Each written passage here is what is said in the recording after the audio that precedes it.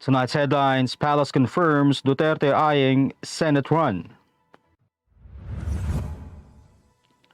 Last-minute lowering of NCR alert level less disruptive. Coronavirus cases in the country at 2,797,986. The Philippines administers over 1 million jabs in a day. The nationwide alert level system set on December. And trade deficit widens to $3.99 billion.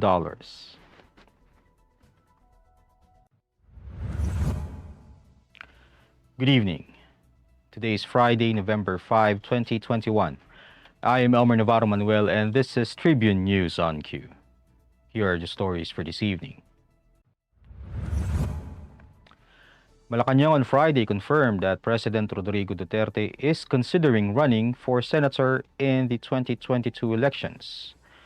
Presidential spokesperson Harry Roque said that while the president is considering a Senate seat, there is no final decision yet.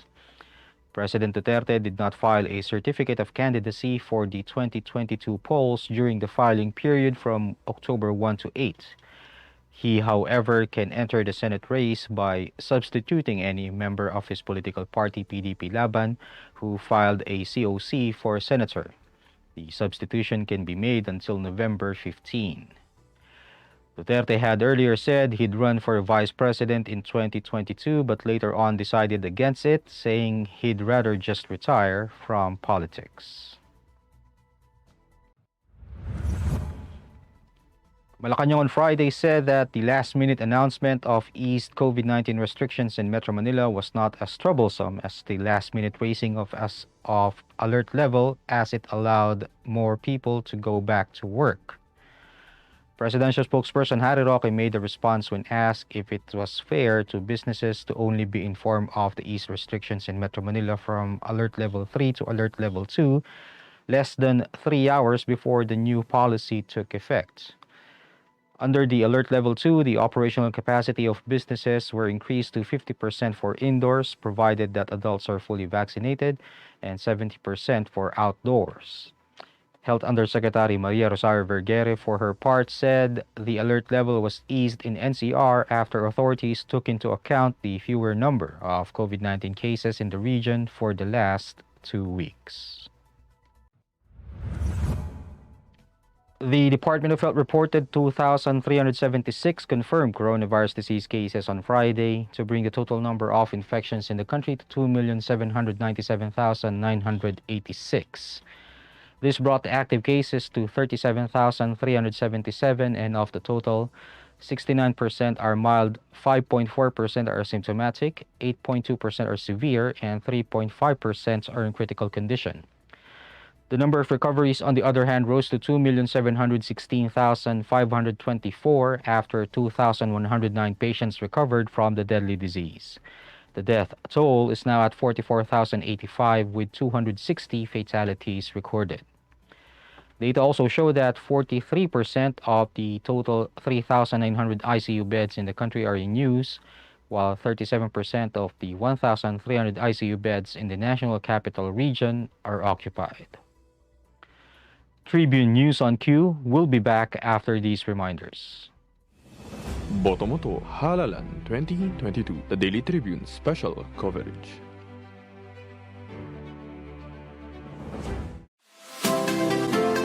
Magandang araw mga katribo! Narito na ang mga makakasama nyo tuwing umaga sa programang Gising Na. Roy Pelovelo, Comfy Manalo, Atty. Lia Badillo Crisostomo, Vernon Velasco, Kim Sancha at Jerk Balagtas.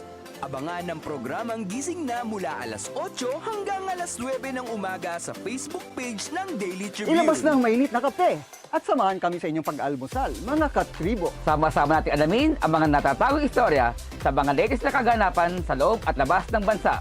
Simulan natin ang bawat umaga with good vibes sa mga informative and recreational segments ng aming programa. Maaari niyo rin ibahagi sa amin ang inyong opinion via Daily Tribune Facebook page at Tribune Now sa YouTube.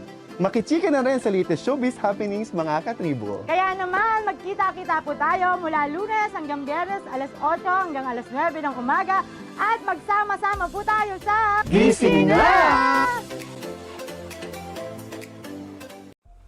Ayon sa World Bank, tinatayang 4.8 hanggang 12.7 milyong toneladang plastic ang sumisira sa ating karagatan taon-taon. Halos 80% nito ang nanggagaling sa Asya. Sa buong mundo, ang Pilipinas ay itinuturing na pangatlong pinakamalaking nagdudulot ng polusyon sa karagatan.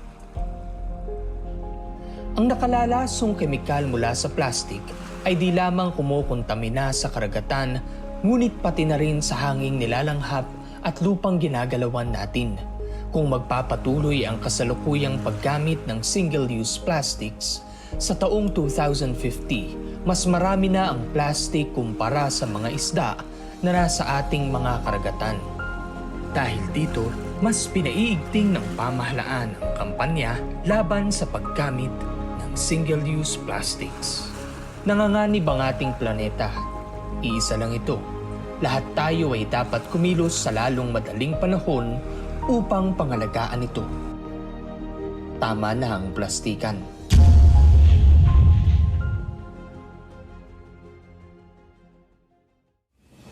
Botomoto Halalan 2022, the Daily Tribune special coverage.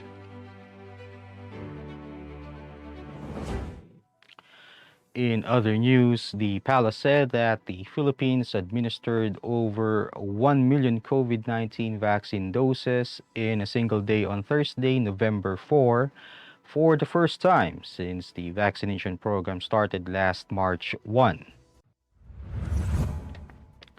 Presidential spokesperson Harry Roque said at least 1.11 million COVID-19 vaccine doses were administered in a day on November 4, following 2 prior days of administering 900,000 doses in a day.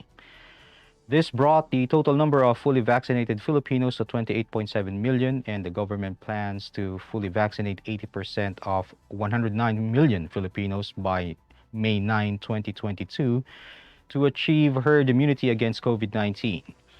The country's COVID-19 vaccine supply has reached 100 million doses. Health Undersecretary Maria Rosario Vergere announced that the Philippines will be implementing the alert level system nationwide starting December 1. Vergere said they have added schedules to all areas in the country, and some areas will be joining the pilot implementation next week and until the end of November. To recall, presidential spokesperson Harry Roque said that starting December 1, 2021, alert level assignments shall be determined every 15th and 30th of the month. The health official added that they consider it as the implementation is effective in the NCR, and stressed that the lowering of cases was mainly because of different interventions. And in business, the Philippine Statistics Authority showed Friday that the country's external trade performance in September saw a wider deficit as growth in imports continued to outpace exports during the period. Preliminary data show that the Philippines' balance of trade in goods deficit widened to $3.995 billion in September, up 76.3% from $2.266 billion in the same month in 2022. September's trade gap is also wider than the $3.509 billion deficit recorded in August. Total trade, the summation of the country's external trade in goods, amounted to $17.35 billion, up 16.9% from $14.838 billion year on year. A deficit indicates that the value of a country's imports exceeded export receipts, while a surplus indicates more export shipments than imports. That wraps up the stories tonight. We would like to thank the SM Store, Araneta City, Mary Kay, Department of Tourism, and Overseas Community Affairs Council member Alan Lin of the Republic of China for their continued support. And before we go, it's 50 days before Christmas.